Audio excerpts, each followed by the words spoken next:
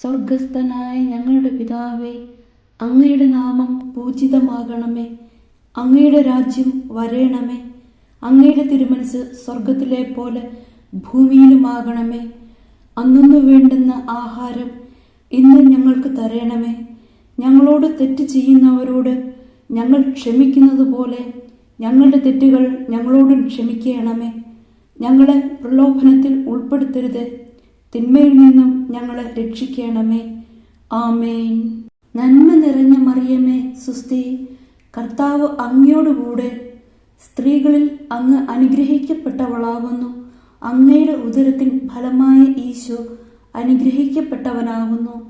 പരിശുദ്ധ മറിയമേ, തമ്പുരാന്റെ അമ്മേ, പാപികളായ ഞങ്ങൾക്ക് വേണ്ടി ഇപ്പോഴും ഞങ്ങളുടെ മരണസമയത്തും തമ്പുരാനോട് അപേക്ഷിക്കണമേ.